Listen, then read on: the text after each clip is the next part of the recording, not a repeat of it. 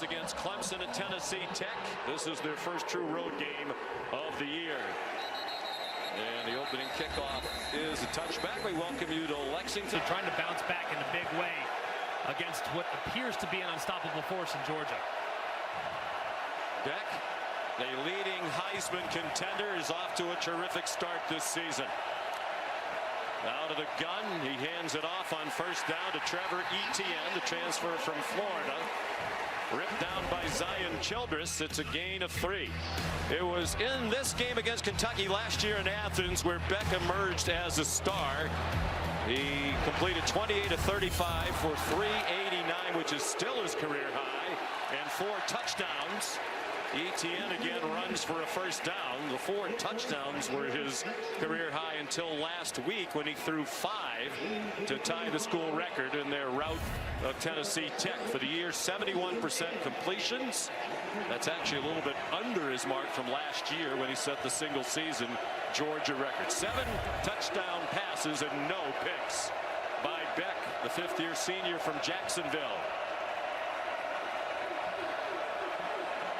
Out of the gun again. Etienne now on his right hip. Beck throws quickly and incomplete in the direction of Dylan Bell with Maxwell Hairston, Kentucky's best cover corner, in coverage, and that's good news for Big Blue Nation that Hairston's out there. He was a question mark with a leg injury suffered last week. Yeah, absolutely massive to have all your guys at your arsenal, especially in the secondary, working against this passing attack. And Hairston, with 5 interceptions last year, is excellent into the boundary against these great receivers. Etienne remains the running back. They have 3 wide receivers. Dominic Lovett was the motion man. Beck looked in his direction, takes off under pressure, and gets tackled from behind at the 40-yard line by Zion Childress again off a 9-tackle game last week against the Gamecocks.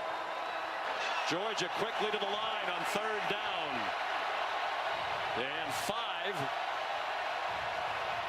And this big crowd trying to help the underdog Kentucky Wildcats,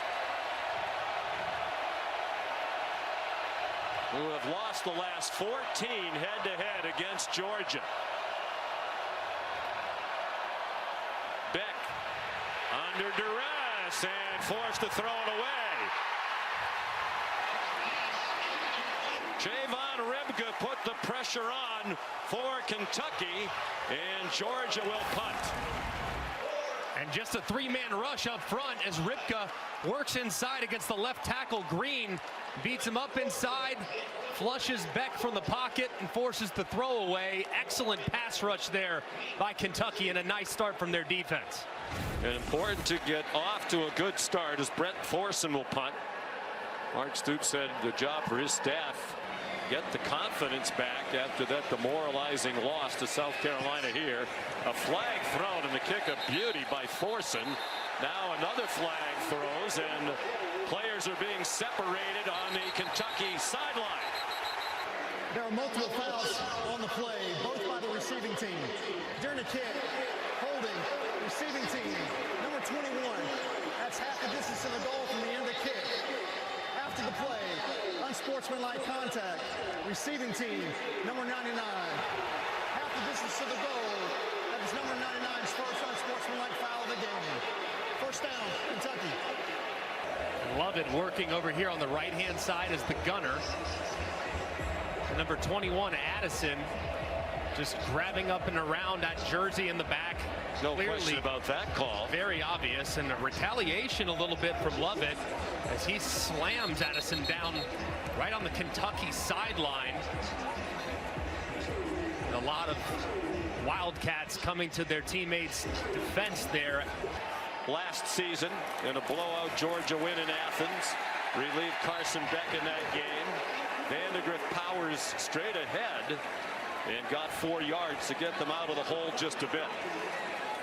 Vandegrift going to have to be really smart tonight, play with little emotion against his former team. He's going to want to show up. He's going to want to deliver the win, deliver the goods to those wide receivers who I think are excellent really across the board. But you have to be patient against a group like this that has this much talent at all 11 spots defensively. They completed just 6 passes last week against South Carolina. 3 by Vandegrift. He's in the end zone and in trouble. He's a very good runner, and he's tough, and he slides down at the 22-yard line.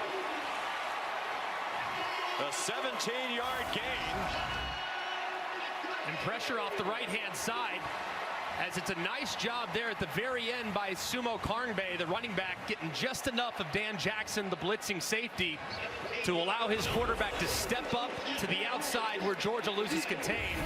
And it's a nice gain for Brock Vandegrift on the ground. With 1 yard of offense last week, the rushing yardage total damaged by the 4 South Carolina sacks. He throws on target and in rhythm to Dane Key for a 6-yard gain.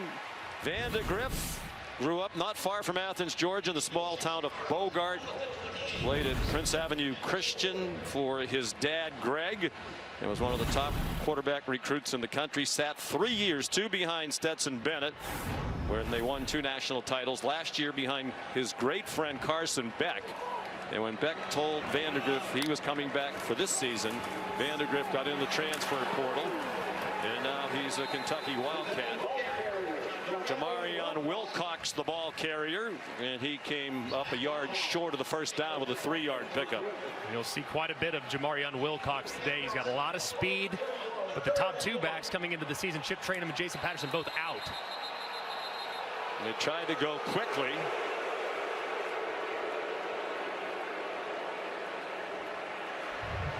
The offense substitute on the play. The defense must be given an opportunity to sub as well. Remain slowed down. The biggest problem last week was they just couldn't pass block for Brock Vandegrift. Play fake on 3rd down and 1. He, with a flag down, is down on the Georgia sideline. Blasted by Nazir Stackhouse. But there are flags down. Thrown in the defensive backfield by the back judge, Chris Bukowski. Prior to the pass, holding, defense, number 10. 10-yard penalty from the previous spot, automatic first down. Damon Wilson called for the penalty. And that gives Kentucky a first down at their own 41-yard line. Just a big penalty there and a huge call. It looked like a broken play. Vandegrift had a couple receivers open, but didn't look like on a mesh concept. Wilson grabbed a jersey, and it results in an easy first down for the Wildcats. Interesting, they went to a pass play on 3rd down and 1, but the penalty gives them the conversion. Here's Demi Sumo Karngbae, who'll be their featured running back. And he's dropped by Damon Wilson for a 1-yard loss. So important for Kentucky to get the run game going tonight for Bush Hamden, the offensive coordinator. They had it going a little bit last week, but was forced to get out of it as a result of the way that game kind of went. It got away from them late, but they felt like they had it going a little bit early going, but just not good in pass pro. They want to establish the run and then take some deep shots through their play action pass game. Sumo Karngbae showed himself to be a tough runner, particularly inside last week. He got tackled there by Jalen Walker. They're really without a home run hitter at running back. Those numbers for Sumo Karngbae would have been better last week had he not had a couple of long runs called back due to penalty. They're waiting for the return to health of Chip Trainum, the transfer from Ohio State, who's out with a broken hand and likely out for at least a few more weeks. He'll be their number 1 running back when healthy. So they have to do it in bits and pieces on the ground. Vandegrift, far sideline, caught. Dane Key again. First down into Georgia territory at the 47-yard line. This looks nothing like the Kentucky team they saw a week ago. And man coverage working against one of the best safeties in America, Malachi Starks. The timing on the throw from Brock Vandegrift was off the charts good. He's able to anticipate that throw.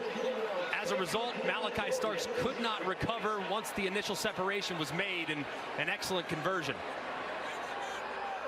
Mark Stoops said job one, bring the confidence level back up. This looks like a confident football team to start the game. Raylan Wilson dropped Sumo Karngbe at the line of scrimmage.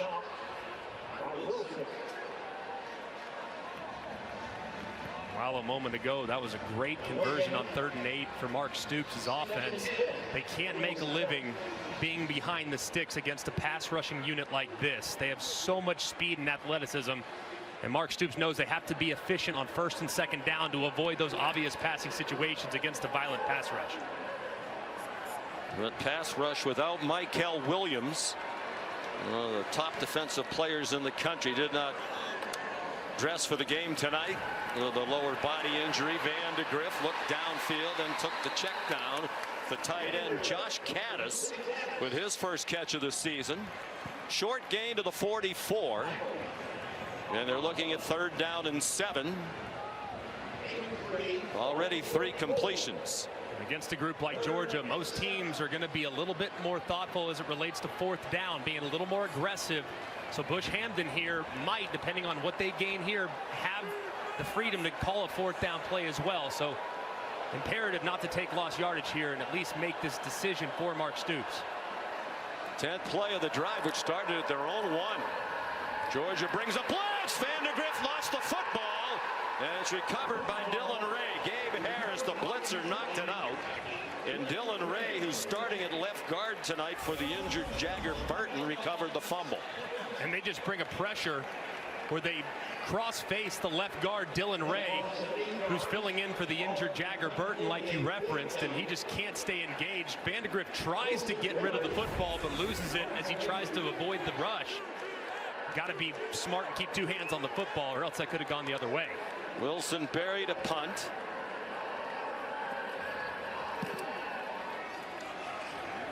Anthony Evans signals for a fair catch and makes it, then got bumped on the catch. No flag, 40-yard punt. He's stunned with a group of Bulldogs defensive players on Thursday, and his former roommate Chaz Chambliss said, "Buckle up." The defense for Kentucky is buckled up tonight. That's Zion Childress again, dropping Trevor Etienne back near the 8-yard line. And Zion Childress, the last couple weeks, has played outstanding football for Brad White, the defensive coordinator. He actually leads the team in tackles for loss, adds another one right there, filling in and making a play behind the sticks. I felt their defense played very well last week for the most part against South Carolina, particularly Childress and Deion Walker, the mammoth defensive lineman at 6'8". Dominic Lovett dropped at the line of scrimmage. It's that man Childress again, the 5th-year senior from Houston who transferred here from Texas State. And just big time right here by Childress, working against Jurasic, who's an excellent blocker out on the perimeter. He goes right around him and makes the play for minimal gain. That was a whiff by Jurasic, the Stanford transfer.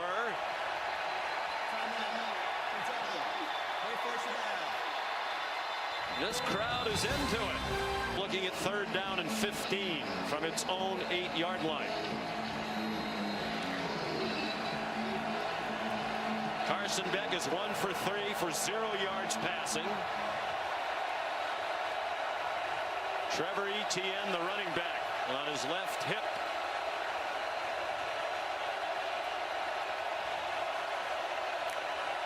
Low snap. He scoops it up. It's deflected and falls incomplete. Intended for Etienne. Deion Walker, their preseason All-American defensive lineman, got a hand on it, and it was thrown off by the mishandle of the snap. Deion Walker working right against Jared Wilson, the center, forces the snap that's just a touch low. One that Beck probably should have handled, and he tries to lose it immediately where Walker's there again and tips it before the ball falls incomplete. It's been a terrific start from Kentucky's defensive front. Jared Wilson, the center, is the only new starter on the offensive lineman. This is his first true road game. So Thorson on the punt for the 2nd time. Very little breeze to speak of. It's high but short. Took a good Georgia bounce, went out of bounds near midfield. Big favorites tonight, but he anticipated a tough battle. Said it's always difficult when they come to Lexington. Brock Vandegrift on target to Barryon Brown, their leading receiver from a year ago, who did not have a catch in the opener. He had a catch in 27 games to start his career before last week. Clearly a lot of respect being showed by Dalen Everett. Barryon Brown's got big time speed over the top. It's well protected along the front, something that was a huge problem for Kentucky last week. Give Vandegrift plenty of time to throw, and he throws a strike for a nice conversion. They had concerns even more about their offensive line playing without Jagger Burton tonight, who had started 27 straight games at left guard. Dylan Ray's in at left guard. Gerald Mincey's the right tackle. He was in and out of last week's game and was a question mark. There's a flag thrown. Jamarion Wilcox had his helmet come off. Chaz Chambliss, Brock Vandegrift's former roommate at Georgia, made the tackle. Smalley said Chambliss and Vandegrift remain very close friends. Personal foul. Face mask. Offense. Number 85. 15-yard penalty. Still first down. Jordan Dingle, reminiscent of last week for Mark Stoops. A lot of self-inflicted wounds in the loss to South Carolina. And he got his helmet ripped off by the face mask by Malachi Starks. Right, and you can see Malachi Starks right there. I mean, left hand just pulls the face mask right off. I'm surprised if nothing else. It's tough to see exactly what they saw with Dingle, at least from that perspective. But man, I don't know how they don't call that at the end there on Starks.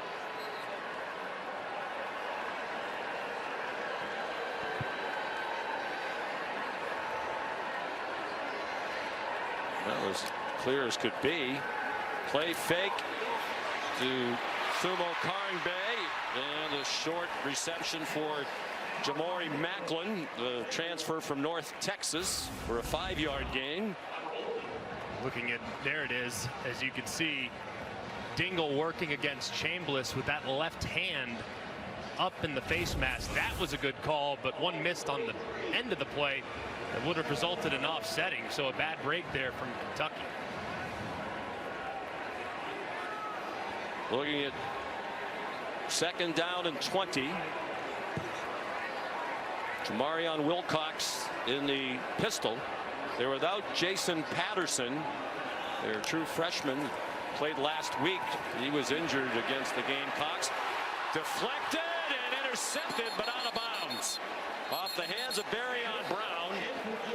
Dalen Everett snatched it out of the air, but he was ruled to be out of bounds on the Kentucky sideline. Man, it was a well-thrown ball there by Vandegrift. Had to get it up and over a Georgia defender. Everett trying to maintain concentration. Ball still moving there, though, when that right foot goes out of bounds and drops.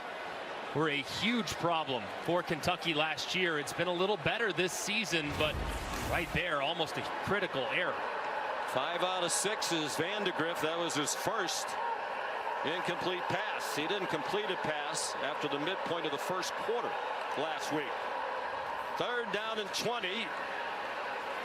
Design run for Vandegrift following Sumo Karngbae, perhaps hoping to get into field goal range.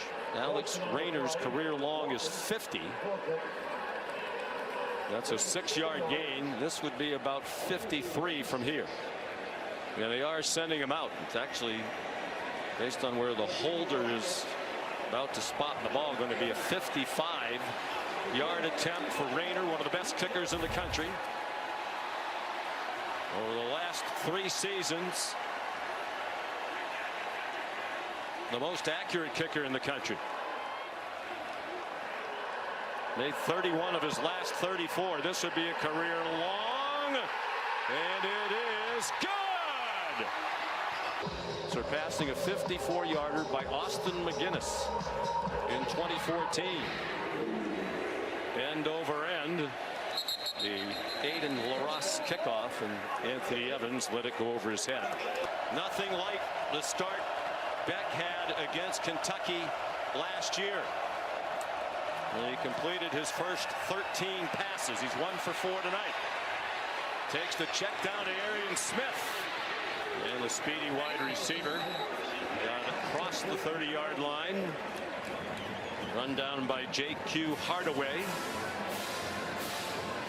The biggest keys when playing against Georgia is you have to match their physicality, which is so hard for most teams to do. Kentucky won't have a problem with that. This is a tough football team. Now, how do they match up athletically? Last year, Georgia made it a track meet. It was a real problem for Kentucky, but so far, their defense especially, they've gotten some pressure on Carson Beck, making them uncomfortable. Quick hitter on the ground for Trevor Etienne. And he's ahead for a first down. Pass play to Smith got 7. We're down to 2 minutes to go in the first quarter. Last year in Athens, Kentucky went there 5-0, giving up 15 points per game, albeit against a weak schedule. And Georgia just put it on them. One of those nights when everything went right. Trevor Etienne in trouble behind the line of scrimmage and did well to get back to the line. Deion Walker there to help Keyshawn Silver in the middle of that defensive line after Zion Childress couldn't get Etienne on the ground. It's going to be a terrific matchup all night long. It's this offensive line for Georgia, not just in pass protection, but their ability to impose their will at the line of scrimmage and recreate and dent that defensive line is something that they've done forever. But this defensive line in particular, extremely big, headlined by Deion Walker there in the middle at 350 pounds. Branson Robinson, the running back, on 2nd and 10. And he is stacked up and driven back. De'Aaron Jackson leading the way. Their leading tackler each of the previous 2 seasons, and #1 in stops entering tonight. Last year, Georgia, one of the best teams in America on 3rd down. And so far this year, they have not been nearly as good, mostly because they've been playing behind the sticks, a lot of 3rd and longs. We've seen Brad White rush 3 and drop 8 already today. They've brought a little pressure. Let's see what he opts to do here. Looks like a pressure look with man behind it from Kentucky in the pre-snap lineup. Georgia was 55% on 3rd down last year. Well below that, as Greg said.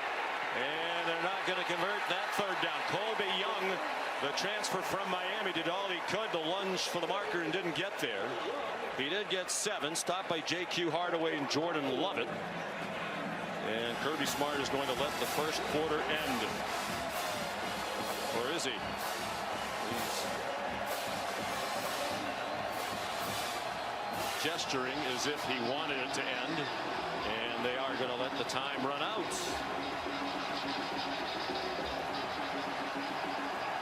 Coach, you told us you wanted to see confidence and physicality early. How do you continue this momentum? Oh, we're starting well. I mean, obviously, it's going to be a long game. It's a very good team. I like the way we came out and are playing and competing hard and fighting. We just got to be smart. Thank you, Coach. Thank you. He says his job and his staff's get the confidence level up. They've come out like a confident team after the drubbing here last week. Up 3-0. It looks like Georgia's going to go for 4th and 1 from its own 47 on the first play of the 2nd quarter.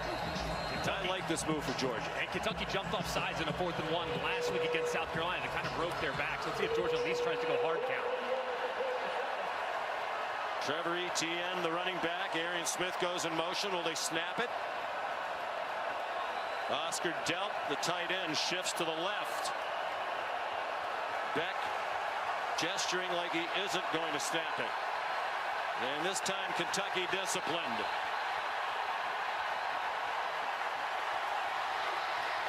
Field position game, they probably believe that they can probably get things sorted out with how Kentucky played last week offensively, and they're just running hot right now.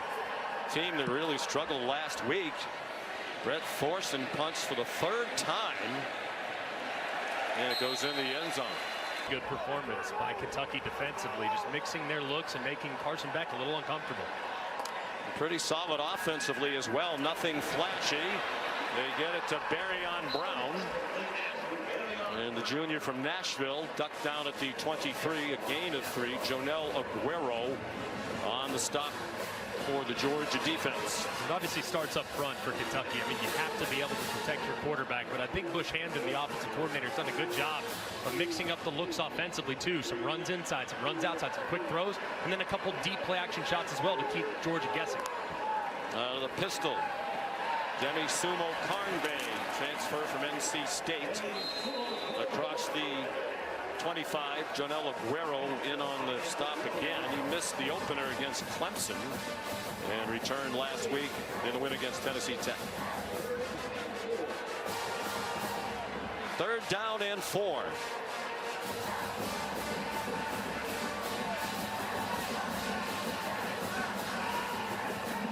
Three receivers, and now they send Sumo Karnbay out in motion. Man coverage for Georgia defensively. Vandegrift 6 out of 7. He zings one on the quick slant for a first down. Dane Key made the catch for a gain of 8. They have 3 1,000-yard career receivers at Kentucky. None of them a factor last week. And just a great job identifying man coverage when the running back left the backfield in motion and the linebacker went with them. You knew that you had one-on-one. So go and find your most reliable target on the outside. That's Dane Key, who's big, physical, and did a great job setting up that slant route by being patient at the top of the stem.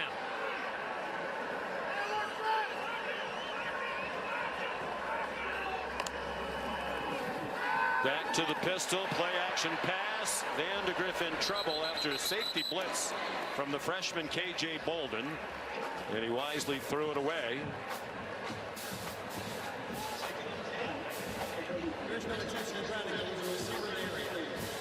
Vandegrift is at Kentucky in part because of his performance against the Wildcats last year. After Georgia got way ahead, Vandegrift went in the game and looked terrific. Completed 5 of 7 for 46 and a touchdown and 2 rushes for 27 yards. And he went in the portal. Kentucky jumped on him. Anthony Brown Stevens got rocked at the 37-yard line. Vandegrift, 4th quarter, 2:38 left in the game on a 4th and goal. He found Andrew Paul for the touchdown. He threw for 46 after Beck put up 389. Brock said he would still be at Georgia had Beck gone to the NFL. And Carson Beck told us Vandegrift was among the very first people he told he was staying to give Brock the chance to get into the portal as early as possible. 3rd down and 7. Vandegrift throws short, and a good tackle by Julian Humphrey to chop down Demi Sumo Karnbay for a gain of 1. And here comes a Kentucky punt. Anticipating man coverage across the board. They get man coverage on the right side, but they get some zone coverage on the left side. This is a combo coverage by Georgia. Thinking you're going to get a shallow cross because of a pick, a natural pick, or a rub as offensive players, and he's going to be out the back door with a lot of speed. And they have a zone coverage defender waiting right for him. Great call. Wilson Berry, the 26-year-old Australian, brother of Jordan Berry, who's punted in the NFL for Minnesota and Pittsburgh. And it's down near the 20. Just 32 yards of offense. 3.5 minutes into the 2nd quarter. Carson Beck. A short completion over the middle to Dominic Lovett. A gain of 3.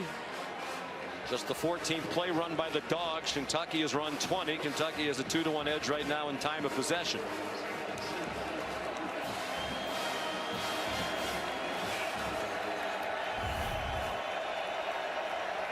There are the numbers we just referenced.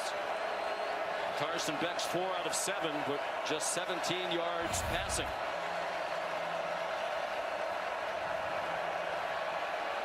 And they are definitely taking their time at the line of scrimmage. Trevor Etienne, tackled by De'Aaron Jackson.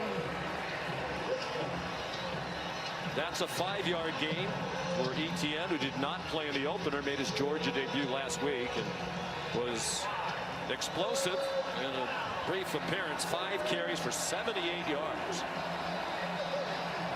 Georgia's 0 for 3 on 3rd down. This is 3rd and a long 2. Against the 3-man front, you might try to run it if you're Mike Bobo, the offensive coordinator. Etienne's the running back. They rush just those 3. Beck, a lot of time. The pass deflected and still caught by Lovett for a first down at the 44-yard line. It was Jordan Lovett who tipped the pass that was caught by Dominic Lovett. Wow, what unbelievable concentration by Dominic Lovett. Jordan Lovett almost goes up and grabs it, but somehow Lovett picks it up off his shoelaces. Big break for Georgia. They were looking at another punt. Had that not gone their way, Etienne carries J.J. Weaver the tackle. Man, I mean, bad decision there by Carson Beck, late over the middle, but very fortunate that not only is his guy able to snag it, but they're not punting from deep in their own end yet again. And there's an injured Georgia player. It's their standout right guard, Tate Ratledge. 2nd and 7, Georgia. They haven't run a play in Kentucky territory yet. Etienne won't get to Cat territory as he's swung down at the line of scrimmage by Davron Rayner, a linebacker who rotates in, transfer from Northern Illinois. 3rd down and 7. The Dogs 1 out of 4 on 3rd down. Etienne, the running back. 4 receivers for Carson Beck. Heavy man tendencies here from defensive coordinator Brad White. They're a zone team, but on 3rd and 7+ is when you start to see a lot of man coverage from the Cats. They very rarely blitz. They bring pressure at Beck, and the throw's incomplete. Pops up in the air. Zion Childress down the sideline. Touchdown, Kentucky.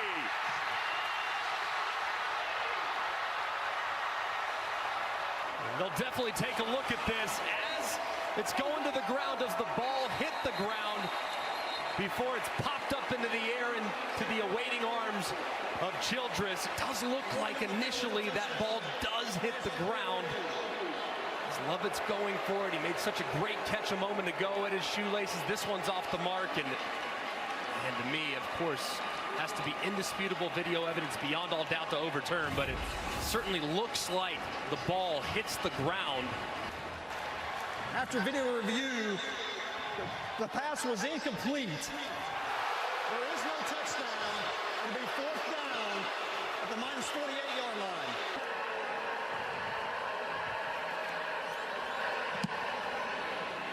Georgia still has not committed a turnover this year, forcing another really good punt that goes out of bounds inside the 10. To get evaluated. Play fake by Brock Vandegrift out of the end zone. Incomplete over the head of Anthony Brown-Stevens with Jonel Aguero in coverage. It's just amazing the night and day difference that we're seeing from Kentucky's offensive line. I mean, last week just constant penetration, constant pressure, and now holding up against a defensive front that is outstanding even without 2 of their best players in Brinson and Michael Williams, who are unavailable tonight.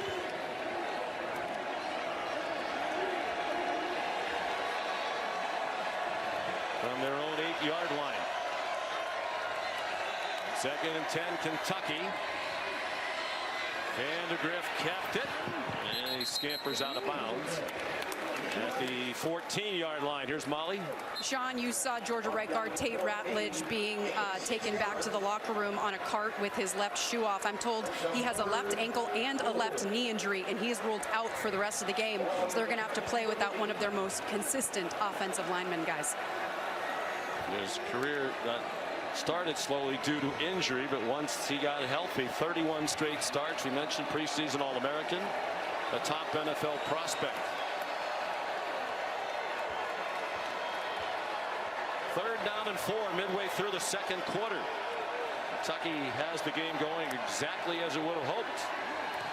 Under duress, Vandegrift got hit by Jalen Walker, and the pass thrown incomplete, and now there's a late flag, a couple of them behind the line of scrimmage, and the crowd thinks it's going against Walker. Walker hit Vandegrift so hard. Did he drive through all the way to the ground with all his body weight? Personal foul, roughing the passer. Defense, number 93. They're driving the quarterback into the ground.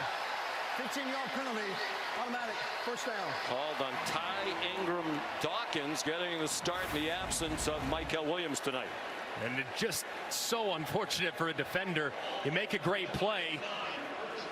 Man, I mean, he definitely drove the quarterback to the ground, but I don't know what you can ask. I mean, he doesn't do anything unnecessary. He got wraps the wrong up. guy as well. Definitely. It's Walker who the penalty was on, but man, that just didn't seem too egregious on the hit on Vandegrift.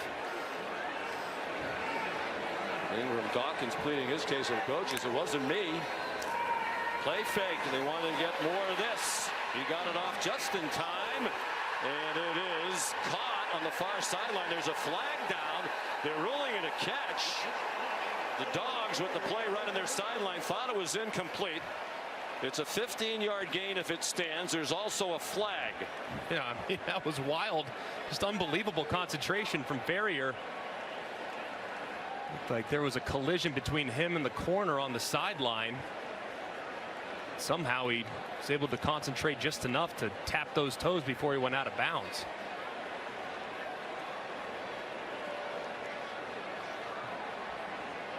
Kyle Olson having a long conversation with his crew. Ferrier's a transfer from UAB. He played 3 years, his first year here at Kentucky. And the officials having a very long conversation trying to sort this out.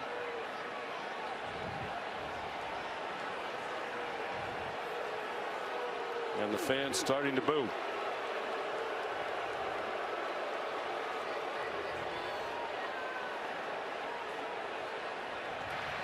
There is no foul for defensive pass interference. Personal foul, hands to the face. Defense, number 55. 15 yards will be added to the end of the play. First down. Jamal Jarrett called for the penalty. The backup defensive lineman, sophomore from Greensboro, North Carolina. And Jarrett's working right against the center in the middle of the screen. You'll see his left hand getting up into the face of Eli Cox as he's trying to disengage right there. And a good call by the center judge. You'll see the flag fly in there from the bottom left corner of the screen. And how about the concentration? They're going back to look at the catch. Looks like he caught the ball. Question is, did he complete the catch? The other question is the first foot come down in bounds? Take a look from our crew. It's an incomplete pass. On the replay review, you see his foot, Ferrier's foot, is out of bounds. He hasn't caught the ball yet. At its own 44, leading 3-0, more than midway through the second quarter. Play action pass, Vandegrift had to get rid of it, and it's broken up beautifully by Dan Jackson, the 6th-year senior. It was intended for Dane Key. And that ball was in the air for a long time on the over route. It was a great break by Jackson and well defended, and it looks like a guy, offensive lineman for Kentucky, the right tackle Gerald Mincy, is going to have to come out of this play because his helmet was off a moment ago. So let's see if they attack the backup, Malachi Wood. In at right tackle, redshirt freshman who has played in the first 2 games in a backup role. 2nd and 10. Vandegrift kept it. They faked the jet sweep to Ferrier, and he got dumped by Ty Ingram Dawkins. We talked to Bush Hamden about Michael Williams not playing tonight for Georgia. He said, I don't see much drop off when I watch number 93. He's really come on here and in the system for a few years. And there's so many guys on this Georgia defensive line that can take over the game. But here in a 3rd and long situation, my eyes always seem to go towards number 11, Jalen Walker. He's lined up here at the top, and he is a handful off the edge. Had 5 sacks last year to lead their team. Vandegrift found some running room. Has the first down. And then slides down at the Georgia 43.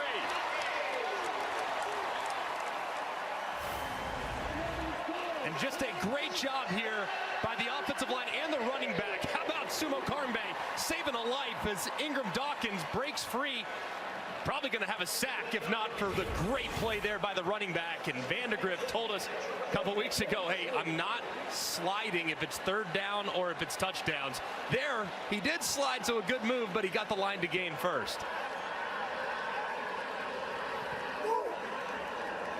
A 15-yard gain. Play fake, and Ingram Dawkins is there again. And this time he got him. Nobody got in the way of the redshirt junior from Gaffney, South Carolina. Second sack for the Dogs. Man, I'll tell you what, they have a tight end over there to help. Mincy's blocking down.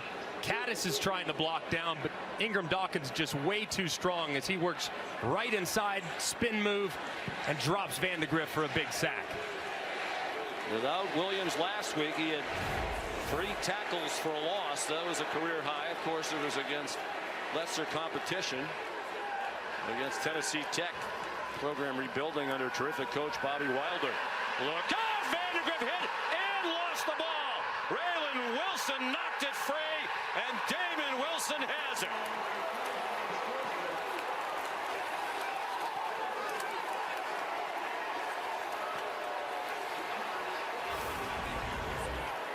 And you'll see right here, Wilson taking off, sees it initially.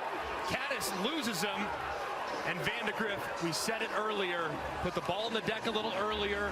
You gotta have 2 hands on the football. He has 1 hand on the football right there. When the defender hits him, Glenn Schumann, the defensive coordinator, saying takeaways have been a huge point of emphasis. They haven't had as many as they want this year, but a big one here that now gives their offense life right outside the red zone. Looked like a whiff by Josh Caddis, who was also involved in the problem on the previous play.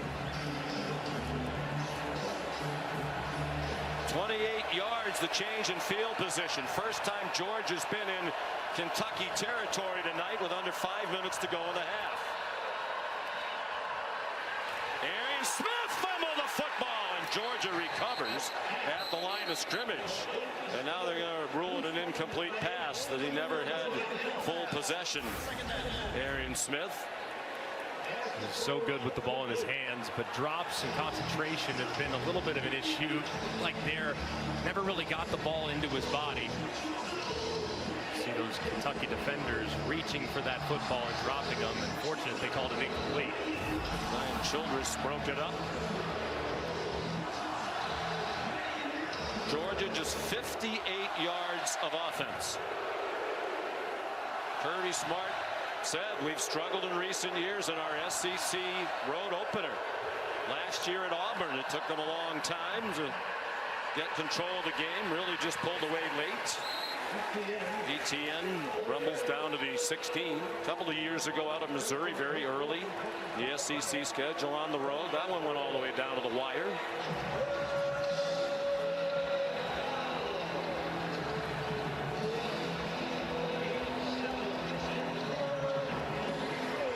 Third down and 3.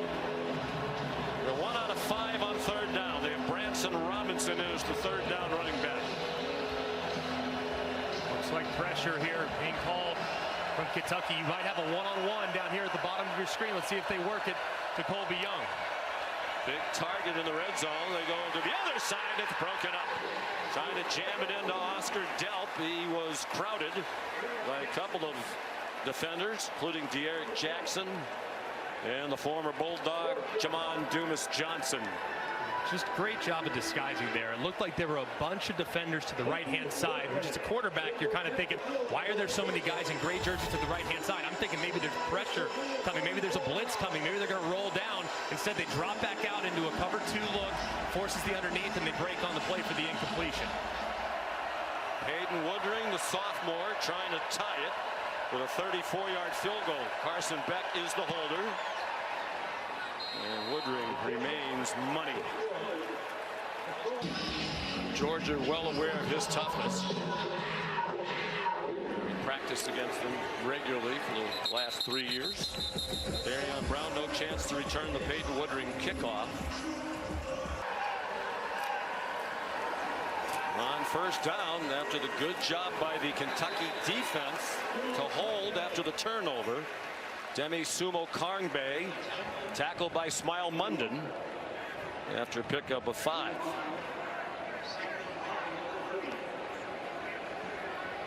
Smile Munden, one of the stalwarts on the Georgia defense. He and Jamon Dumas-Johnson remain very close friends. They talk just about every day. You know, they're on separate teams now. Quick hole for Sumo Karngbae. He goes down a yard short of the line to gain. Chaz Chambliss to stop. Kentucky lines up quickly. Feels like an important play here late in the first half. On 3rd and 1, 3 minutes to go. Sumo Karngbae bounced outside, has a first down. Out at the 46-yard line, 12 yards on the run. And they've hit it up inside many, many times, but this time Ingram Dawkins tries to take a peek inside, and as a result he loses contain, and Demi Sumo Karngbae is out to the edge. Time and time again, stay patient. Georgia that time peeking inside, and it led to a big run. That was Trevor Etienne, the Georgia running back, going to the dressing room. 2.5 to go in the half. 3 timeouts for Georgia, 2 for Kentucky.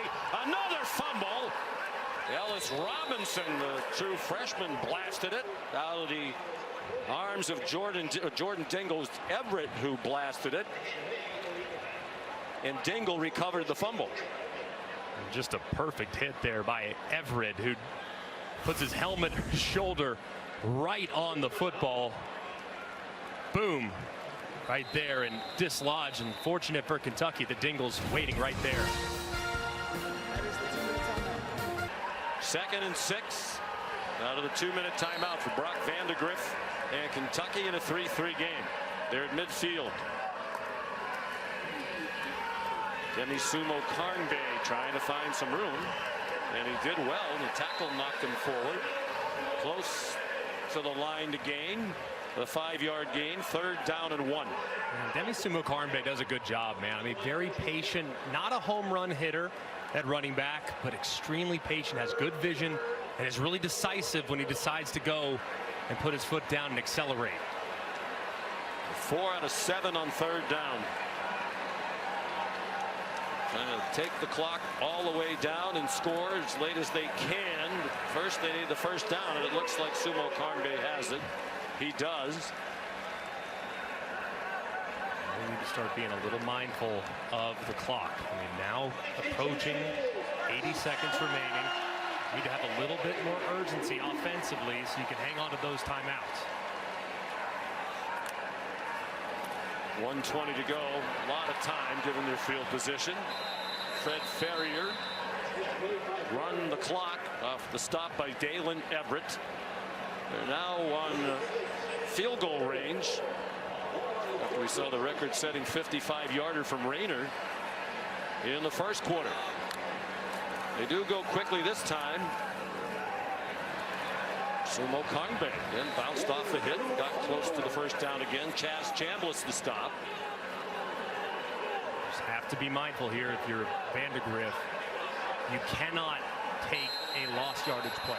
Absolutely cannot, under any circumstances, to knock yourself out of field goal range. So here on 3rd and 1, assuming run, but after that, might get your first time out potentially. You got to be thinking no lost yardage plays from this point forward. Why did they stop the clock? The play clock is still running. The game clock is stopped. There's some type of issue with Christian Miller, number 52 for Georgia. They're allowing the defense to substitute, and the officials are going to confirm the game clock stopped. And now they've put the play clock back at 25.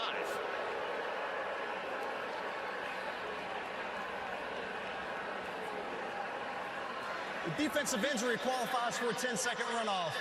Kentucky has declined the 10-second runoff. The game clock will start on the snap. 3rd down.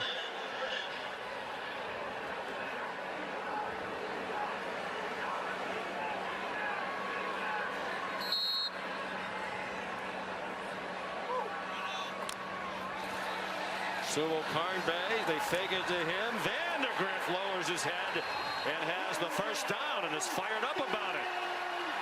4-yard pickup.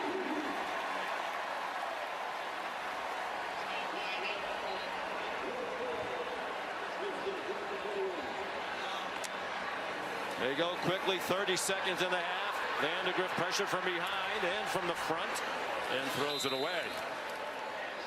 The pressure came from Ingram Dawkins, who's still face down on the turf, and from Chaz Chambliss. You hate to see that from Ingram Dawkins, is off to such a tremendous start this season. Here's Barryon Brown down here at the bottom of the screen. And they're tilting the coverage toward him, it seems. Sumo Karngbae, couple of nice spin moves. And he's within a yard of the first down. Will he hurry up? Or will they use a timeout? Surprised they're not taking, timeout. Good decision. They're probably not going to get the ball back to add to those 65 yards they have tonight. Sumo Karngbae, the running back, on 3rd down and 1.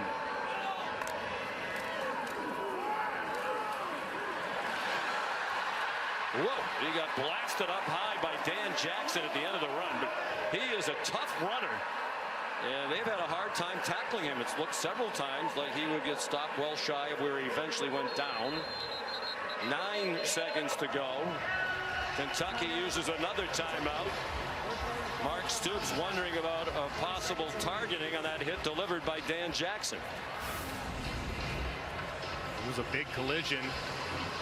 A nice run. You see the patience there by Sumo Karngbae. And didn't look like, to me, Dan Jackson initiated contact with the crowd. Well, maybe just a little bit there up against the face mask. Thought it was more shoulder pad from the other angle, but let's take a look here. The head. Side of his helmet. Yeah, it looks like the side of the helmet. Dan Jackson that makes the contact. And to coach the big blue wall. Movement before the snap. Timeout, Georgia. There was a Their first of the half. timeout before the movement. So a 32-yard try by Alex Rayner. Mark Stoops wants to make sure he has the lead at the half, and Kentucky likely will, as that's good from 32. Or would you squib it? I'd squib it, but I don't know anything about kicking, so if you disagree, I'll take your side too. And they bomb it out of the back of the end zone. Anthony Evans will let it go. One conference has had 6 of the top 7. Matter of fact, it had never been 5 of the top 7. Coach, what challenged your team most in that first half? Well, their defensive front challenged our team the most. We didn't get many explosive offensively. We haven't been able to generate anything offensively. We don't have much rhythm offensively. Give credit to them. This is the road in the SEC. This is what it is. I'm told your running back Trevor Etienne is out for now with the shoulder injury. What can you tell me about his status and how you get that momentum without him? He may be able to come back. He's done a phenomenal job tonight. He's running his tail off. We got to help him out. We got to get some looser plays, get some things going. All right, thank you, Coach. Thank you. Peyton Woodring kicks off. Kentucky will get the ball first to start the second half. Here's Barryon Brown. And the kickoff well covered by Georgia. Constantly under pressure by South Carolina. Demi Sumo Karngbae bounces outside. He already has more carries and yards rushing for the year than he had all of last season when he backed up the 1,100-yard rusher Ray Davis now in the NFL with Buffalo. And really being thrust into the featured back role is not something that anyone anticipated. Everyone thought it was going to be Chip Trayanum, the transfer from Ohio State. He was going to be the bell cow, but he has really done a great job, especially tonight, being patient in the run game, not deciding which hole to hit too quickly, and bouncing it to the outside when the opportunity presents itself. Trying to play mistake-free football. Vandegrift lost 1 fumble in the first half, and it led to the Georgia field goal. He runs out of bounds with a first down on a 6-yard run. There's Chip Trayanum, the transfer from Ohio State. Broken hand in the preseason. They hope he might be back in a couple of weeks for Ole Miss. Last season, Ohio State's 2nd leading rusher, 2 years at ASU. 2 years at OSU. And now here to take advantage of the big opportunity with the departure of Ray Davis.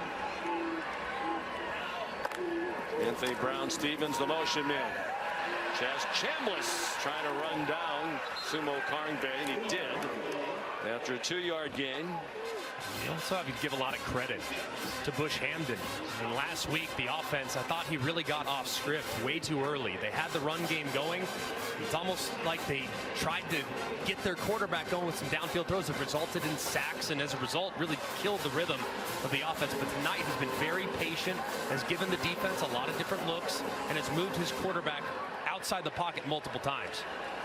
Hamden was critical of himself about last week. We met with him yesterday. Vandegrift on target. First down. Jamari Macklin out to the 45-yard line. Just a great job, too, by number 81, Willie Rodriguez, the freshman tight end, who sealed the edge. And then they moved the pocket, which is so hard for the defense when you're changing up the launch point for the quarterback. They never know where to rush to, so when you move them like that, it gives you a real nice target and an easy completion. First downs are 14-3. Jamarion Wilcox, and he's down to the 41-yard line. That's 15 more for Kentucky.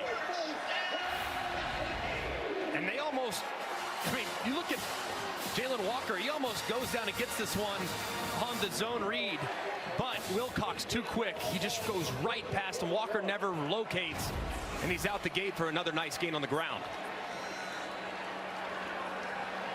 Wilcox stays in the game, redshirt freshman from Georgia, from Douglasville. His first career action in the opener against Southern Miss. Here he comes again. He's down to the 35. More of the same for Kentucky. They are just continuing to lean on that offensive line, a group that struggled so mightily. Without their left guard tonight, Jagger Burton, in steps the backup Dylan Ray. And the left side of that offensive line is playing so well and creating some space in that Georgia front. The line anchored by the center, Eli Cox. Another tough run. Jamarion Wilcox, first down to the 30-yard line. 4 carries for 29 yards for Wilcox, who had just 2 carries for his career prior to tonight. Now this is a spot. You get first and 10, 30-yard line. I'm thinking if I'm Bush Hamden, I'm going to take a shot. Play action. We've been running the ball really well. I'm going to go hard play action with full protection and see if I can't hit one of my speedy wide receivers in the end zone. 8th play of the drive. The first 7 have featured 6 runs. Sumo Karngbe. That offensive line was surprised for Kentucky, how much it got dominated last week. Mark Stoops had a conversation with Eli Cox, the center leader of that group. 2nd team all-conference last year. Without Jagger Burton, as usual, to his left. This offensive line much better for Coach Wolford. Just a great answer, too. And the guys that struggled last week, Marcus Cox and Eli Cox, they've played extremely well at left tackle and center, respectively. Here comes a Georgia blitz. Vandegrift, time, and the receiver was not on the same page. He threw it behind Dane Key, who was running to the post. Vandegrift trying to anticipate with pressure in his face, trying to get that ball out quickly, but because of the rotation by the defense to the right-hand side, he had one-on-one on the backside for Barryon Brown, and he got to continue to look in his direction because he's had some one-on-ones today. For his 3rd down and 8 on that final drive of the first half that resulted in the go-ahead field goal, Kentucky went 4 for 4 on 3rd down. For the game last week, they were 3 out of 15 against the Gamecocks. Sumo Karngbe breaking tackles, and then he gets belted. Dan Jackson came up to hit him. Jalen Walker had him down low. 4th down and 2, no hesitation. Mark Stoops wants more points. So many teams, Mark Stoops asked him yesterday, they are always thinking, you got to be aggressive against Georgia. You got to be aggressive. going for it on 4th down, being aggressive in plus territory. His defense has played so well tonight, and he trusts him so much that he's willing to take the 3 here as opposed to potentially rolling the dice on 4th and short. Rayner already 2 for 2 with the school record 55-yarder. This is from 40. Mark Stoops criticized himself for the decision to go for a 4th down in his own territory last week. They didn't get a 4th and 1 on their own 31. Only lost last season Alabama in the SEC title game. A kickoff by Aiden LaRosse is a touchback. 5 for 11 for 32 yards after he threw for 389 against the Cats last year in Athens. Forced to pull it down by Deion Walker. Man breaking open, but he missed him. 10 for Dylan Bell with Maxwell Hairston in coverage and trailing in coverage, but the throw off target. Man, these are the throws that you just don't see missed by Carson Beck. And talking to Mark Stoops, talking to Brad White, they admit, they say they got to be just a little bit off for us to win this game. And these are the throws that Carson Beck makes in his sleep. He's got Dylan Bell wide open, downfield, scramble drill set up. Did have to avoid the rush, but man, the missed throw would have been a touchdown if he hit it.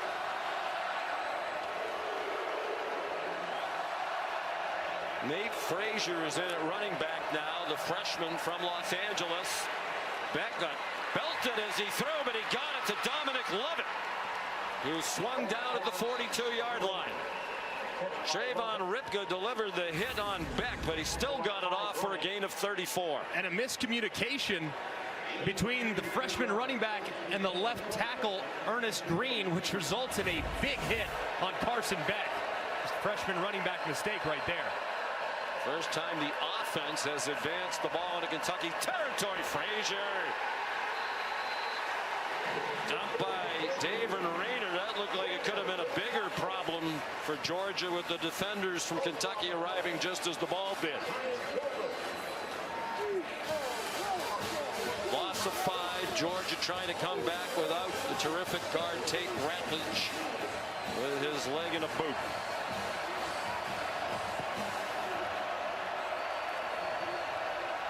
One of the 4 returning O-line starters from a year ago. Trevor Etienne back in at running back. Frazier's played sparingly. Movement. And it looked like a false start. Full start. Offense. Number 53. 5-yard penalty. Still second down. Dylan Fairchild, the guard. He was in his stance for a long time, trying to get some type of communication. He looks inside at the center, then looks up, and it just doesn't time it up right. So as a result, he steps back, and Georgia in second and long. Second and long, you just got to try to get half of it back if you're Carson Beck. Set up a 3rd and slightly more manageable. 3rd and 10, 3rd and 8. Don't have to get it all back right here. Etienne, the running back.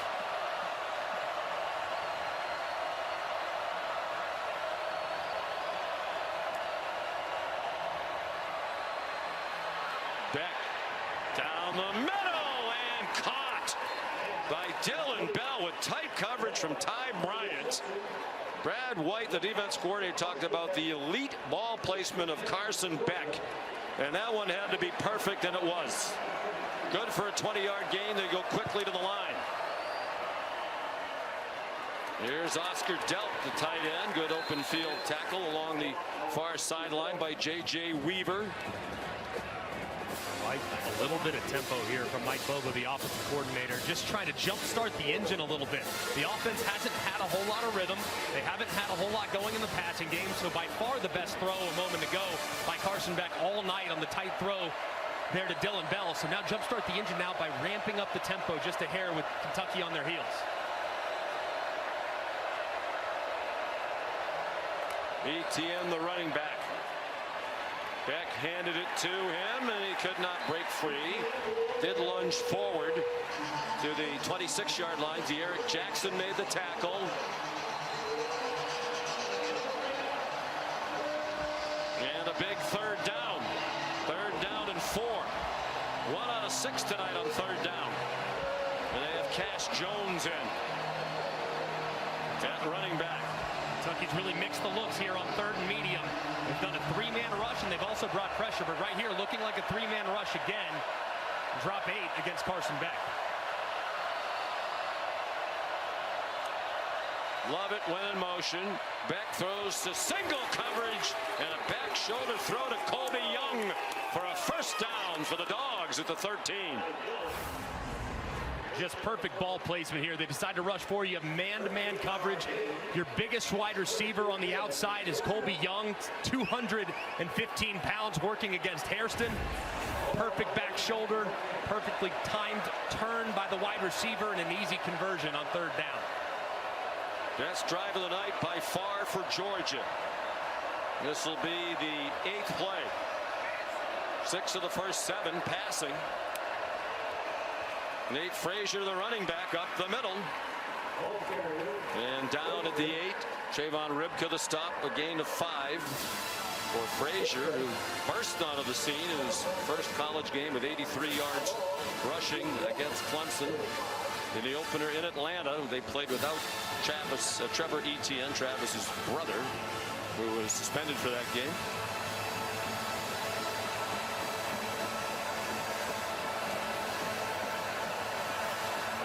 Under 5 minutes to go in a fast-moving third quarter. Frazier again trying to bounce outside, and he's dropped. Back at the 13-yard line by Ty Bryant. Bryant with a great job. Look at the eyes into the backfield, sees it the whole way, sees the handoff, and then boom, he takes off and drops the freshman behind the line of scrimmage. These safeties have been great in run support all night long between what we've seen from Bryant and Childress. They mark it at the 12, a loss of 4.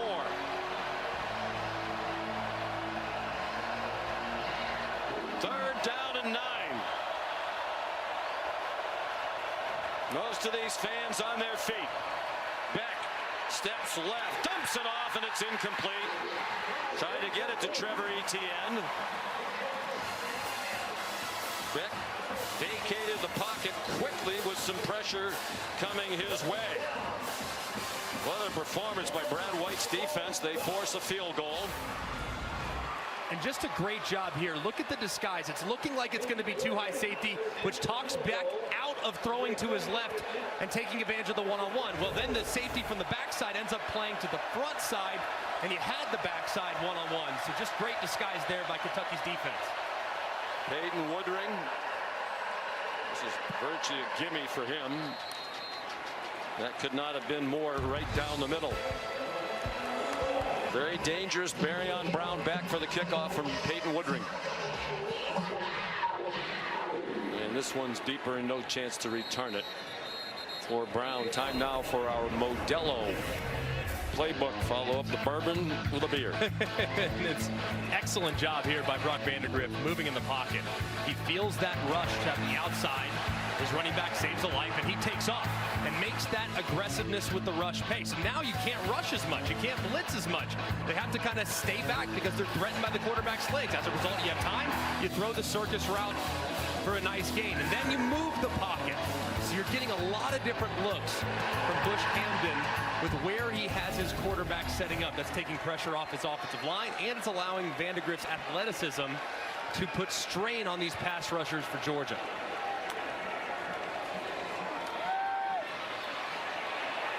Vandegrift managed to avoid Ty Ingram Dawkins, and then he was taken down by Raylan Wilson, a 1-yard gain.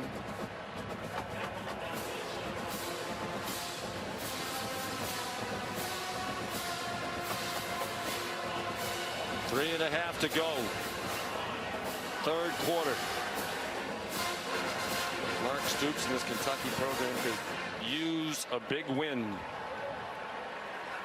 A lot of high points during his 12 years, but recently the results have been mediocre.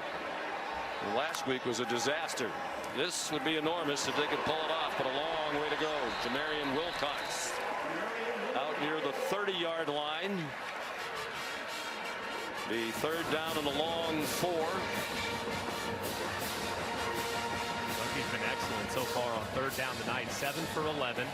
And they've mixed run pass too. They haven't been in a ton of third and longs that allow these pass rushers to take off But here in the 3rd and 5, you're looking in the direction of Dane Key, number 6. He's kind of been their guy on 3rd down. Very reliable, big, physical, and sure-handed. He's working against Everett here at the bottom of the screen.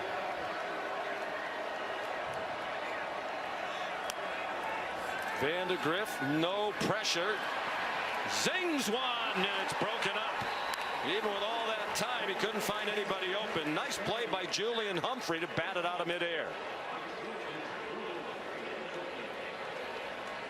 Trying to get it to Fred Ferrier. And just a little bit late here. He looks, he likes it to the right. He thinks he's going to work there. Has to scan it all the way back to the middle. He has Ferrier initially, but just takes too long. It allows the defender to recover, and he breaks in front of it and makes a terrific play. 3rd punt for Wilson Berry. Anthony Evans back for it.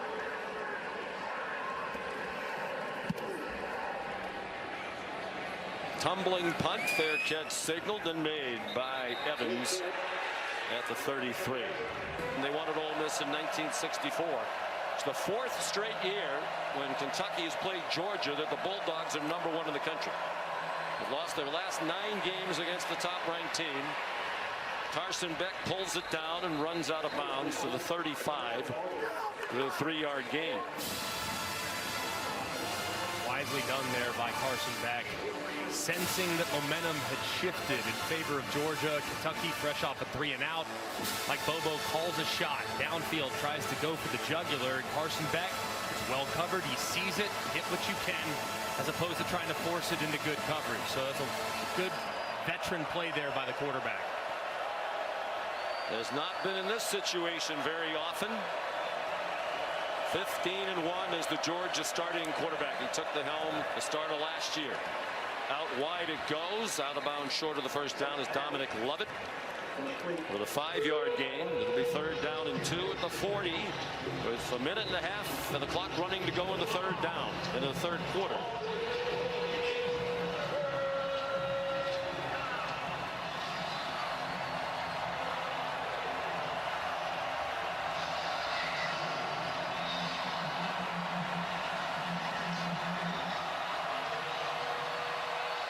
Two for 8, the Dogs on 3rd down tonight. Arian Smith, the motion man. They power it straight ahead. Trevor Etienne. 1st down into Kentucky territory to the 48.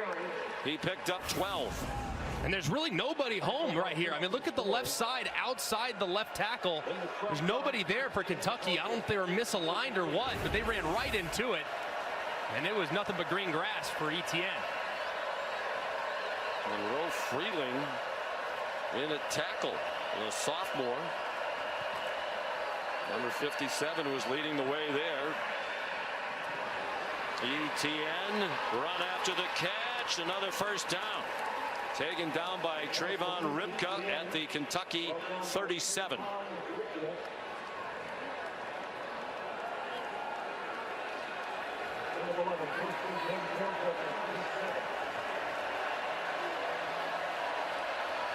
Final seconds of the 3rd quarter. Etienne. They're starting to pick up yards in chunks. That's 9 more on the last play of the 3rd quarter. What do you need to do to get in the end zone? We need to block them, and we need to throw and catch it better. And if we can block them, we got a chance. But right now, they're whipping us up front, and that was the first drive that had a little life to it. All right, thanks, Coach. Thank you.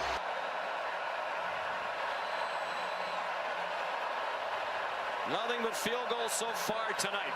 They're at the 29, 2nd and 2 on the first play of the 4th quarter. And Trevor Etienne got driven back by De'Eric Jackson short of the 1st down. A great job by Jackson. You're going to see he kind of steps out and then fills back in right behind the block to the left-hand side. It collapses, and that's a heck of a play there by the linebacker who's led Kentucky in tackles the last few years.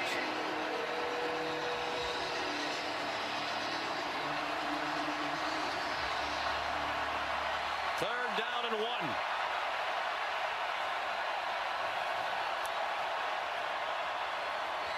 Etienne finds a seam.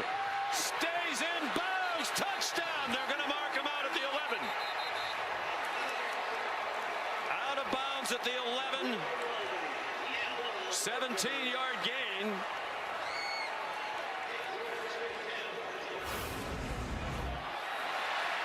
Just excellent job on the right side of the offensive line. And good blocking, too, on the outside by Dylan Bell. A whiff right there. He tries the tightrope, but you see that left foot out of bounds about the 12-yard line. A good call by the official who's staring right at it. Christian Story whiffed on the tackle, the transfer from Alabama. So still not a touchdown in this game. Beck, Arian Smith down near the 5. J.Q. Hardaway, the tackle for Kentucky, with a 6-yard pickup.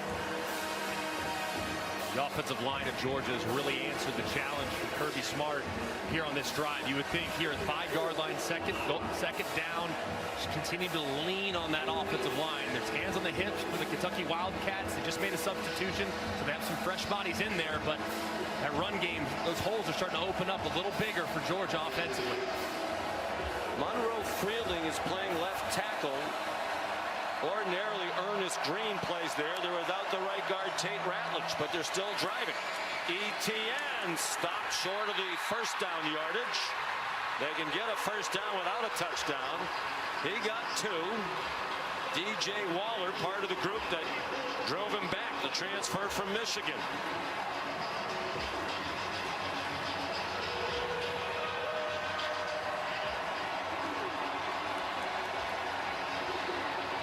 Branson Robinson comes in at running back.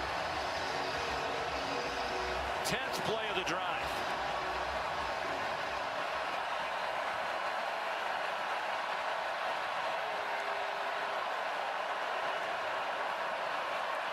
Robinson to the goal line. Touchdown, Georgia.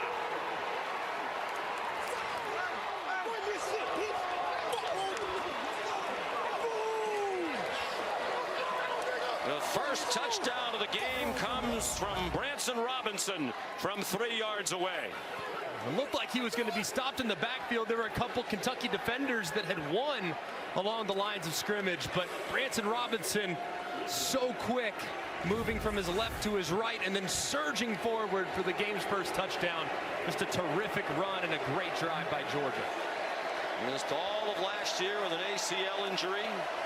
That's his second touchdown of this season. Had one last week against Tennessee Tech. The extra point good.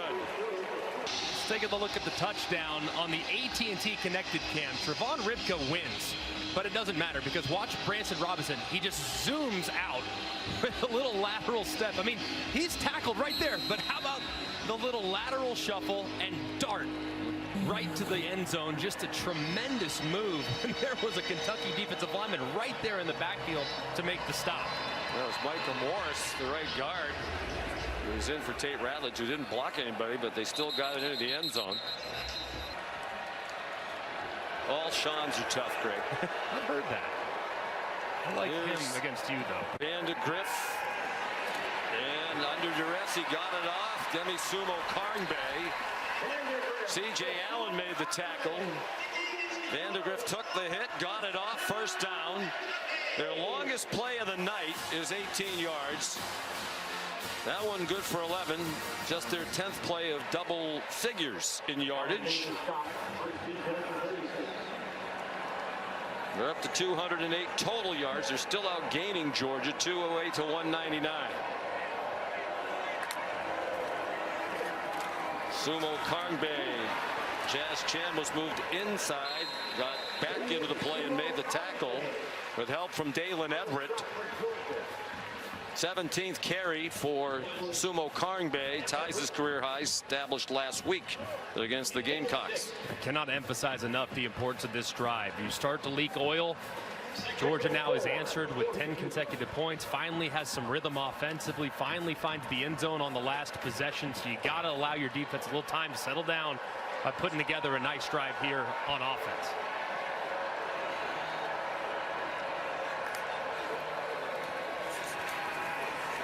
Vandegrift throws too high. Cham was running in coverage with the tight end Kamari Anderson, who was trying to sell that he was being held. He convinced the crowd, but not the officials. Yeah, and there was definitely some contact there, trying to go with a hard play action, but the ball was thrown really high. I love the matchup identification. You get a tight end working against a defensive end. I think that ball was uncatchable. I mean, it was way up there. And as you see, I mean, it's probably 10, 12 feet off the ground as it sails over the head by 5 or 6 yards.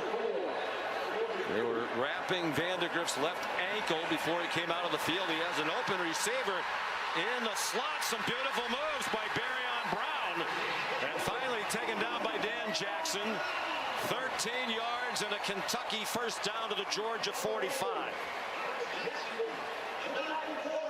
That was a great job there, utilizing a little bit of tempo from Kentucky, breaking the huddle, getting to a play where you have a running back that's going to fly into the flats and try to create a little bit of a pick or a rub, and it led to a nice first down. Sumo Karngbe, the running back. They bring a blitz from the offense's right. That's 5 more for Sumo Karngbe, and now a career high 82 yards rushing. He ran for 79 in the game while he was at NC State. Replaced by Jamarian Wilcox. Both teams are substituting.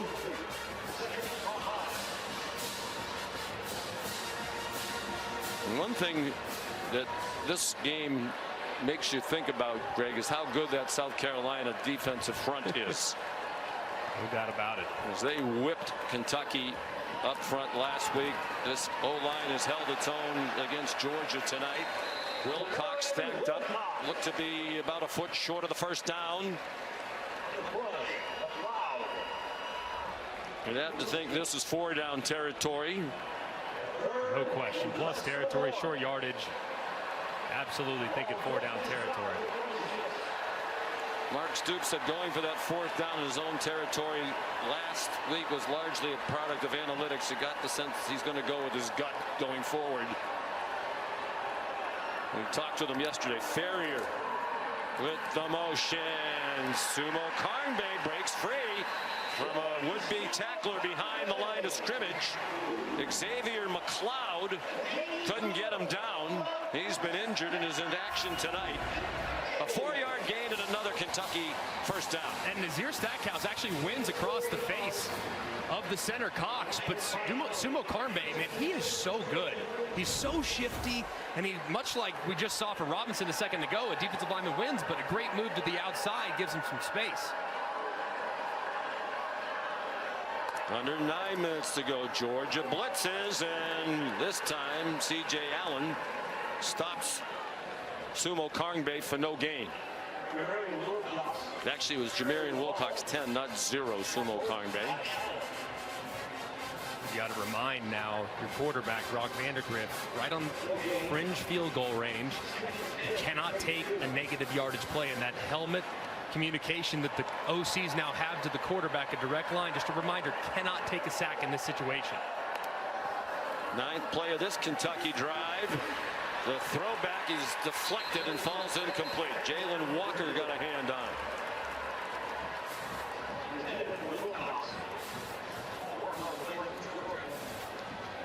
Third down and 10. They've been terrific on 3rd down tonight. They haven't faced 3rd and 10 very often, at least. 9 out of 14 tonight on 3rd down. Brock Vandegrift's 12 out of 21 passing for just 97 yards. 2 for 2 on 3rd down on this drive. The Wildcats.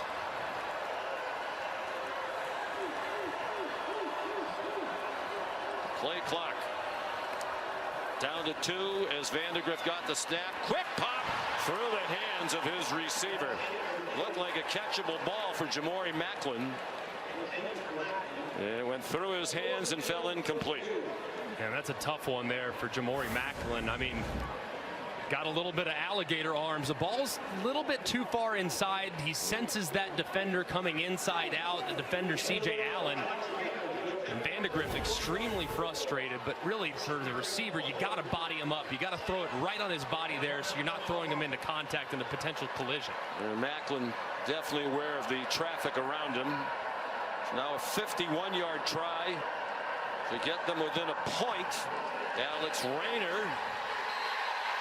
Good. He's made 2 from 50 plus tonight, including the school record 55-yarder to get the scoring started. The perfect night tonight. Temperature around 80 degrees at kickoff. Light breeze. It's a 1-point game in LaRosse. This is returnable for Anthony Evans from the 1. Flag down. Evans, another flag down. He's down at the 36. During a kick, holding, receiving team. That 10-yard penalty enforced in the previous spot. We will re-kick. You see number 20, it appears, Ja'Cory Thomas, who grabs the jersey of number 81, Willie Rodriguez.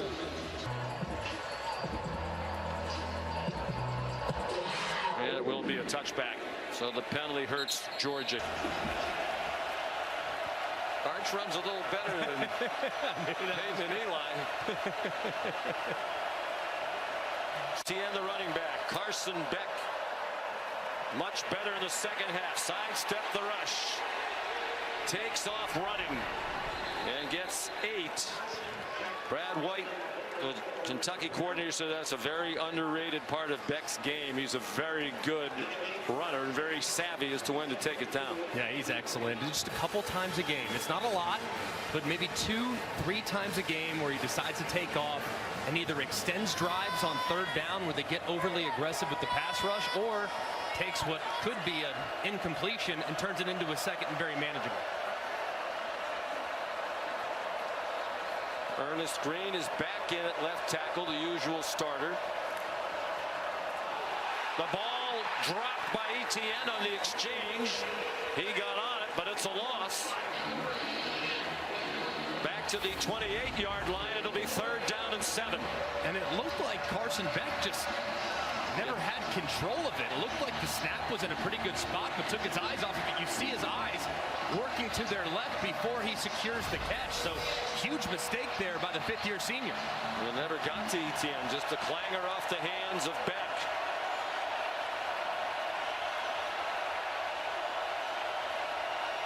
Crowd fully engaged on their feet. Beck in trouble. He escapes. Beck throws incomplete behind Oscar Delp. Just a desperation throw to get rid of it.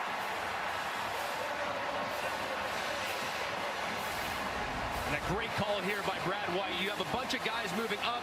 You have some zigzags. You have some games. And you have 6 guys rushing and overload the protection on the right-hand side. Just an excellent job of forcing Carson Beck out of the pocket and maintaining great coverage downfield, so there was no option for him to work on scramble drill. Brett Thorson will punt for the 5th time. Maury Macklin back deep with 5 punts, matching his most ever in a game. 3rd time he's done it. He got a great bounce off a low kick. It certainly was not pretty. To nothing. ESPN is projecting the Vols as the winner of that game. Still 7 minutes to go there. What an offensive juggernaut the Vols are. Another tough run by Demi Sumo Karngbe got 4. Molly? Well, on Kentucky's last possession, you saw that 3rd down ball go through Jamori Macklin's hands, and on the sideline, Brock Vandegrift went up to Macklin, took accountability, pointed to himself, and said, "That's on me."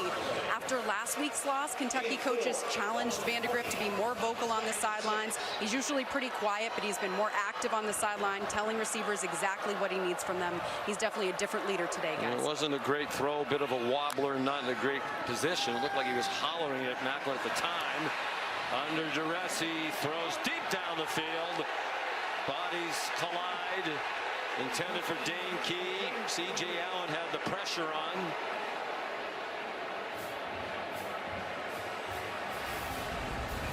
It looked like the throw as Vandegrift got hit as he was trying to release this football.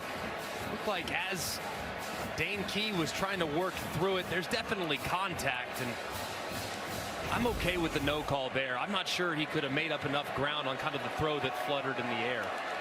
Taking the deep shot gives them a difficult third down and 6.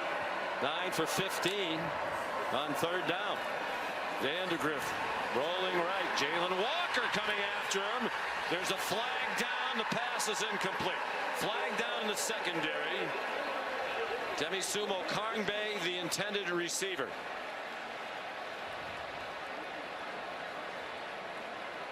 And the back judge threw the flag. Chris Bukowski.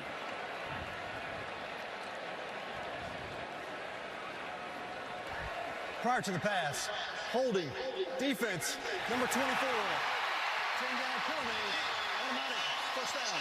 Malachi Starks, who was involved in that mini collision on the previous play, flagged this time. And you're going to see the receiver working against Malachi Starks. He's in man-to-man. He tries to cross-face right there, but Malachi Starks, his hand kind of grabs up around the shoulder pad and doesn't allow the receiver, Dane Key, to get out on his route. One of the best in the country in coverage as a safety, but that time, pretty good route, and he has to hold on for dear life, and the official calls it. Brock Vandegrift, well aware of what a great player Starks is. So I'm going to have to use my eyes to try to move the safety out of position. Georgia blitzes. Walker again in hot pursuit. Vandegrift runs away from him and gets knocked out of bounds near the first down marker by C.J. Allen. Well, the Georgia defenders know he has that speed. They practiced against him for 3 years. Just a great job here. Protection. Jalen Walker fighting through 2 Wildcat blockers, and he forces him out of the pocket.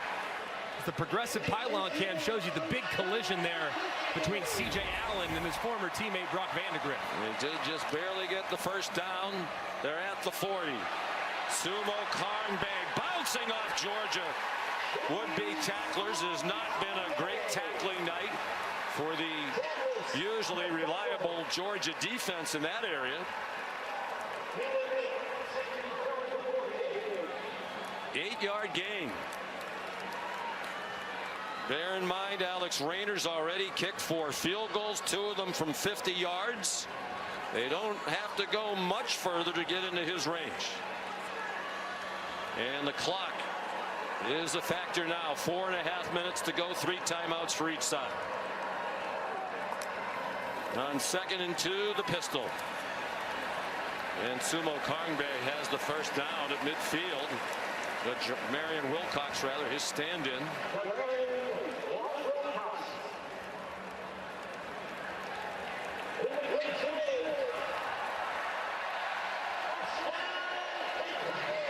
That's 101 yards rushing and very hard earned for Sumo Karngbe.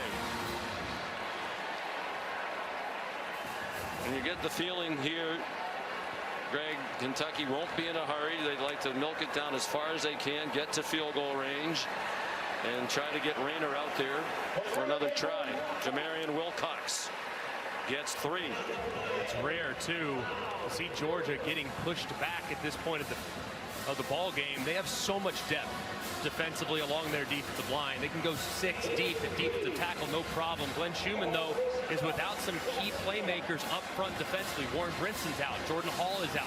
Michael Williams is out. So you got to wonder if that depth is being tested more tonight than it would be normally at 100%.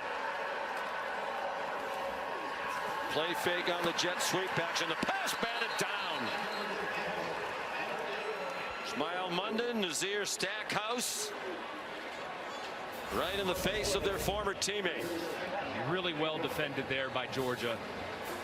Kentucky tried to go with a little play action sneak. The tight end up the seam. But instead, Stackhouse and London are there and tip the pass before Vandegrift can get it to his outlet in the flat. So 3rd and 8. They'd like to make it at least a manageable 4th down. Don't think they would go for 4th and 8 with all their timeouts and the 2-minute timeout. Vandegrift dumped as he threw it. Jalen Walker in his face again. The ball is out. There has not been a whistle. And now there is. Gabe Harris picked it up. There was a whistle. It was not audible to many. Jalen Walker just goes right around the left side of this offensive line. I mean, that's the speed rush that gave Kentucky so many fits last week against South Carolina. And Walker, one of the most explosive edge defenders in a pass rush situation in the SEC, delivers another big hit. That's got to be 4 or 5 hits that he's had against Brock Vandegrift. He's been after him with regularity here in the fourth quarter especially. So with 3:03 to go on all their timeouts and with 8 yards to go, Wilson Berry is on. There is a smattering of boos from the crowd. Fourth punt for Berry. Anthony Evans back deep. There's a flag down. Flag on the play. And the whistle stops the play. Prior to the snap, false start, kicking team, number 44, 5-yard penalty, still 4th down. Please reset the game clock to 3:03.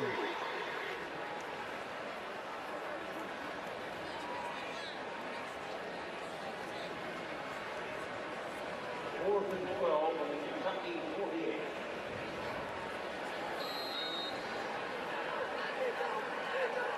So the line of scrimmage now, Kentucky's 48.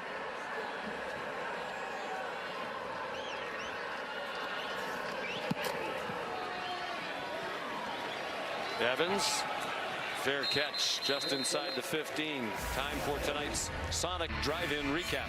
Really, these last couple drives for Georgia starting to figure it out along the offensive line, the running game, as they lean on Trevor Etienne to transfer from Florida. Get it to him between the tackles.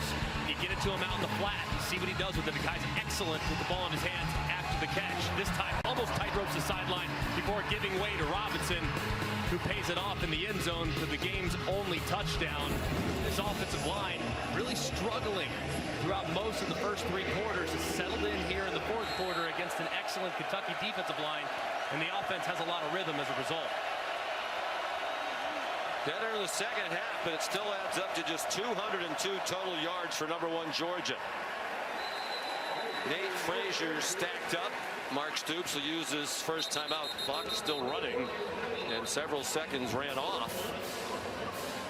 Jordan Lovett up from the secondary.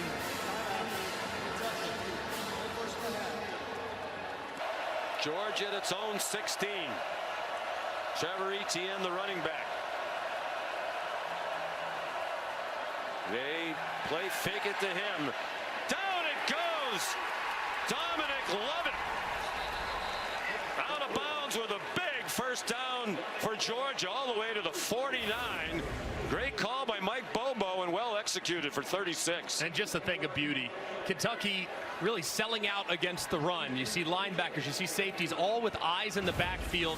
They get Lovett in the slot, slow developing play action, a little bit of misdirection in there as well. He breaks to the out, and that's how much trust Kirby Smart has in his starting quarterback to put the ball in his hands backed up, and you can run your way to victory. He lets him unleash. It's a big play. Huge play. 1-yard gain to the 50. Mark Stoops electing not to use the timeout. He's going to let it go down to the 2-minute stoppage. Trevor Etienne, the running back. Carson Beck, 14 for 23 for 152. The big 33-yard completion a moment ago to Dom Lovett. Play fake. Here's Oscar Dell. Shot down. The ball came out. Looked like it came out when he hit the ground, and that's the ruling. But it also looked like he went down short of the first down, which will bring up 3rd down and 1. Ooh, and that ball did look like it might have been coming out before, but lucky for Georgia, Arian Smith right there to hop on it. They got it back anyway. Yeah, you're right. It's coming out. No question. That should have been a fumble. But Arian Smith recovered. And it's actually a break for Kentucky, because if it was a fumble, boy, Kirby Smart is getting after his group. This is a big review coming up. After video review, the football was fumbled, but it was recovered by the offense for a 1st down. First down, Georgia. Kentucky will retain their timeout that they called. So it is a 1st and 10.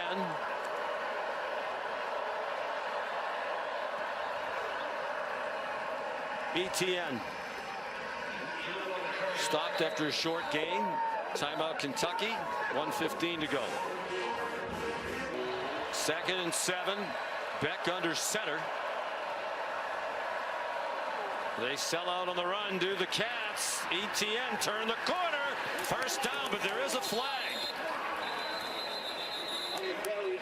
That would have been ball game over, and it will be if that play stands, as he had a first down inside the 30. Kentucky crowding the middle, and ETN had room outside. Illegal block in the back. Offense, number 11. 10-yard penalty from the spot of the foul. The game clock will start on the snap. Arian Smith right down the line of scrimmage. It does look like he does get the defender right in the back. Finishes through it. Good job there by the official, wiping out the big gain.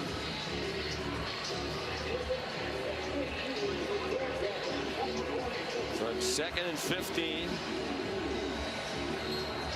There are some people on those headsets getting worn out by Coach Smart tonight. He's got to be frustrated. I mean, as Delt puts it on the deck in a fumble, they have penalties. I mean, they could put this game on ice, but they've had some self-inflicted mistakes. Can't imagine they'd throw it and risk an incompletion. It's Beck on the keeper. Dives down at the 40-yard line. Gain of 6. 1:02 to go. Final timeout used by Kentucky, and Beck grimacing as he gets up and leaning a little to his left.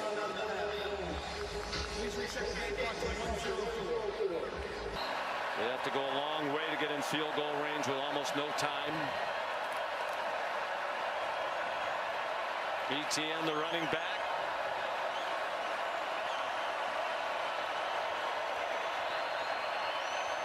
Beck communicating with everybody. The play clock down to 7. On the delay, ETN stacked up with 1 minute to go at the 35. Now the other option would be a long field goal try. I don't know if you'd want to risk that, even though Woodring is outstanding. It would be about a 52-yard kick. They're lining up quickly. They didn't want to snap it quickly. They want to take that play clock all the way down. Maybe try to get them to jump off sides, perhaps, but I mean, there's no way they're going to snap it here. But Deion Walker and his mates just looking at Beck like, we're not going to fall for that. I guess I suppose it's worth a try. They let it go down, and they use the timeout. Timeout. Georgia. First of the half. 4th and 4 at the 35. Georgia leading by 1 with 18 seconds to go. Kentucky out of timeouts.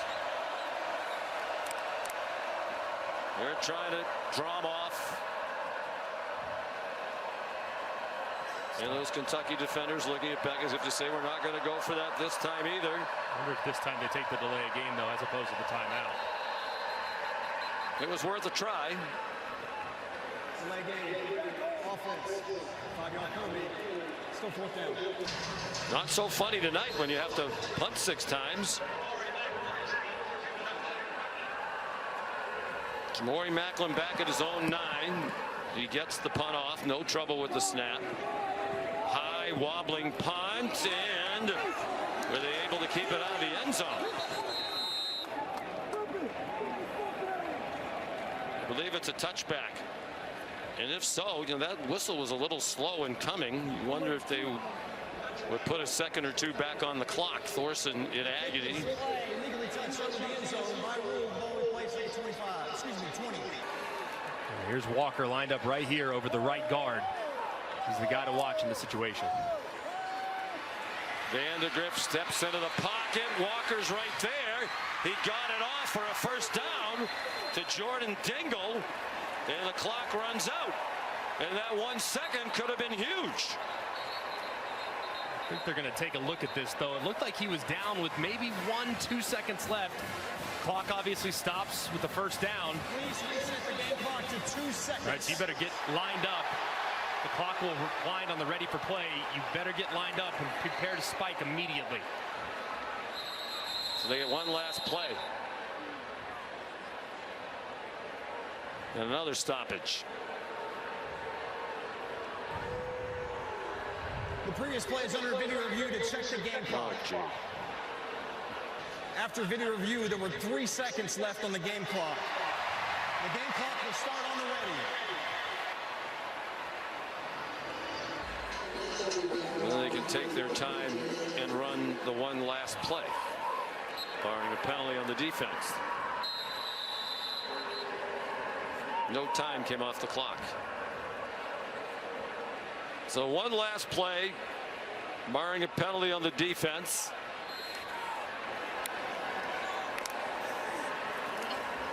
Vandergriff, they're going to try the laterals, but Malachi Starks is there on the tackle to drop Jordan Dingle, and it's game over. The Georgia Bulldogs have won 42 straight regular season games. Second longest streak of all time. They win their 28th in a row in conference play, moving out of a tie with some Alabama teams in the 70s, and Molly has Kirby. Coach, Kentucky and Brock Vandegrift had the ball with just seconds to spare. How much confidence and trust did you have in your defense in that situation? A lot of confidence in our defense. Our defense played lights out tonight. They got a good team. When you play on the road in the SEC, people don't respect that. And I'm not sure our guys listen to the message all week, because this is a good football team. You don't judge SEC teams on 1 week. So that's a good football team. We did what we had to do, but we did not play real well tonight. You told us that the first SEC road test will show us who we are. What did you learn about your team in this game? We're resilient. 3 years ago, we go to Missouri, and we almost lose that game at night on the road. Played at Auburn last year. First game of the year on the road, almost lost that game. So you got to find ways to win these, and that's what we did. We found a way to win. But the best news is we can wake these guys up and go get better, because the number one thing we got to do is get better. You guys had a hard time moving the ball on offense, didn't score until the fourth quarter. What kind of mental toughness did you see from Carson Beck in your offense? Well, it wasn't about Carson Beck tonight. It was about a lot of other things. It was a little bit about Kentucky, playing really physical, doing a good job. They came after us and really aggressive. We got to have answers for that. But you know what? In the end, our offense did pretty good when they had to. And they got first downs, and they ate a lot of the clock. And I was really proud of them for that. All right, congrats on the win, Coach. Thank you. Thank you. Well, they have a week off to solve